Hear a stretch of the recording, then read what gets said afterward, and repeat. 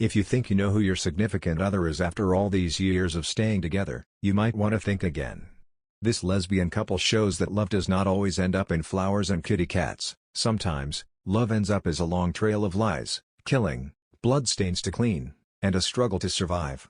This is Jace's Popcorn Recap. Grab your popcorn as we talk about the 2018 movie What Keeps You Alive.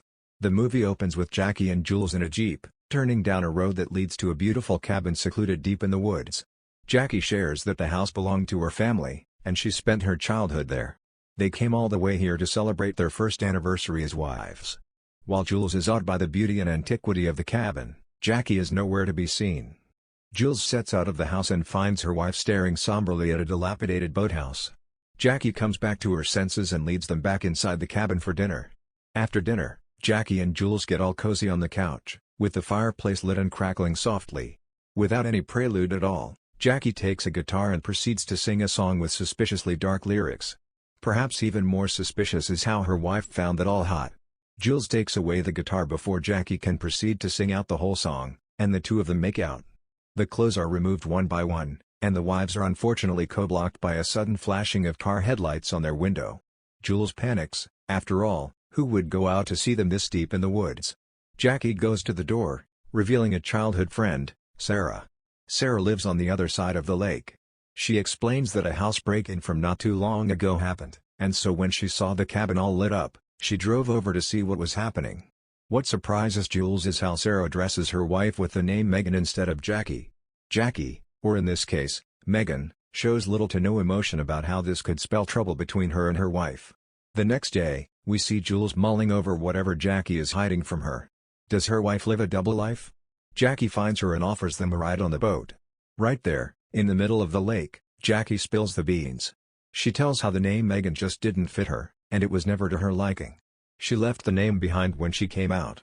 Jules looks less than convinced but gives in when Jackie asks her to close her eyes. When she opens them again, a locket with a picture of her and Jackie hangs around her neck.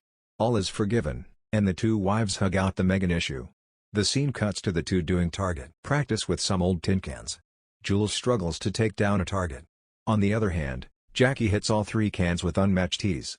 Back inside the cabin, Jackie goes on to tell her wife a story about how her father taught her and her childhood best friend Jenny how to hunt.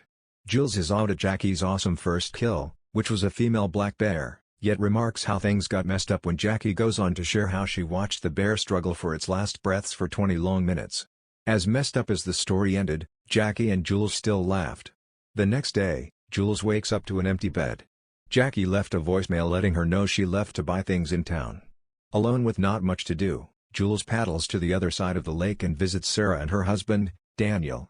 Sarah catches Jules staring at a framed picture of three little girls. It was her, Megan, and Jenny back in their childhood. Jules asks about Jenny, to which Sarah responds that their friend has long been dead. Jules gets another wave of the creeps as she reflects on how Jackie missed out on a weighted piece of information from her childhood days. Later, on a hike, Jules sulks until Jackie forces her to just spit it out. Right on cue, Jackie's voice shakes, and she even sheds a tear or two as she recalls how Jenny drowned in the lake when they were out together playing around and daring each other. After hushed apologies and hugs, the wives walk hand in hand, discussing Sunday dinner with Sarah and Daniel. They reach a cliff, and Jules is awestruck by the view. Jackie, on the other hand, has other goals in mind. Again, no eerie background music played when, all of a sudden, Jackie pushed her wife off the cliff. Jackie peers down the cliff to see an unconscious and bloody Jules, with limbs all set in the wrong places. Jackie returns to the cabin and tosses her ripped blouse by the fireplace. In the bathroom, she practices her crying for Jules' lifeless body. Except that Jules is not lifeless at all. Injured and looking like she just got run over by a truck to hell and back, Jules struggles to walk away from where she fell as far as she can, hiding from her wife, who is hot on her heels, searching her even at night. The morning comes, and Jules is surprisingly still alive. Lapping water from a nearby puddle, Jules searches for the road and returns to an empty cabin. Jackie had just left, equipped with a rifle and an annoyingly blank face. Jules fails to find a phone, tending instead to her injuries. Jules goes hardcore as she stitches up her stomach wound and readjusts a broken finger. Fleeing the cabin to look for help, Jules takes out the boat again to paddle over to Sarah's. Jules' luck is pretty much on the negative side at this point, as her psychopathic wife catches up to her. Firing one missed shot after another, Jackie chases Jules down on another boat. Eventually, Jackie boards Jules' boat and threatens her to keep her mouth shut. Daniel, whose personality seems to revolve around sipping wine, catches sight of the two ladies from the dock. He asks if everything's okay, and Jackie says all is well. She was about to call a rain check on Sunday dinner when Jules hollers that it would be much better to have the dinner tonight. Clueless about what's going on, Daniel agrees. They're back inside the antique home again, with Jackie bathing Jules. Jules dares to ask her wife if she has ever loved her. Jackie easily replies no, her face void of any emotion. She even attempts to drown Jules in the tub, threatening her that she could splice Jules' guts should Jules ever think of telling Jackie to their dinner guests. Before their guests arrive, Jules and Jackie sit in front of the fireplace. Jules confronts her wife again, telling her that killing is not what makes her alive. Jules offers to find Jackie some mental help. Meanwhile, Jackie is intent on sharing information about her first wife. I mean, talk about tactlessness. Discussing your first wife with your present wife, whom you're terrorizing. And how their relationship ended. Jackie killed her first wife at the age of 19. 8 p.m. comes around soon, and Daniel and Sarah arrive at the cabin, Daniel with a bottle of wine in hand. Sarah says the whole cabin feels like a time capsule. She embraces Jules upon finding her and asks if she's okay because of Jules' pain grunt from a mere hug. Jules waves it off and says she's fine, it's just the soreness of paddling. At the dinner table, Jules gets the hot seat for the evening's questions. Sarah asks her how she figured out Megan was finally the one. With shaky eyes, Jules goes on about how she fell in love slowly, but there's no escaping its grip. Rather than speak fondly of Megan, Jules rambles on about how the little nuances and habits become something so significant and how their thinking can never be truly understood, yet she is always ready to take the leap and risk it all. Tension rises thickly at the dinner table, but just like how the movie has always wrapped things up, they laugh it all out. After dinner, the two couples separate into little chats. Jules whispers to Sarah about her wife's psychopathic tendencies, but Jackie catches on quickly. Without blinking an eye, Jackie slashes Daniel's throat. Jackie comes after Sarah next, chasing her up the stairs and stabbing her multiple times. The floors and walls get covered in the plastic film as Jackie sets up to hack the bodies into pieces. Jules, forced to watch, throws up. Jackie brings her along too, as she dumps the chopped pieces into the lake's deep waters. The next scenes are simply uncalled for in a horror movie. With all her psycho-ness, Jackie launches into a monologue while playing the piano and with a UV flashlight on.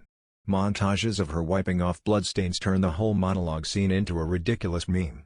In the bedroom, Jules is tied up by the bedpost. Jules is so desperate to escape that she even dreams of stabbing Jackie in her sleep.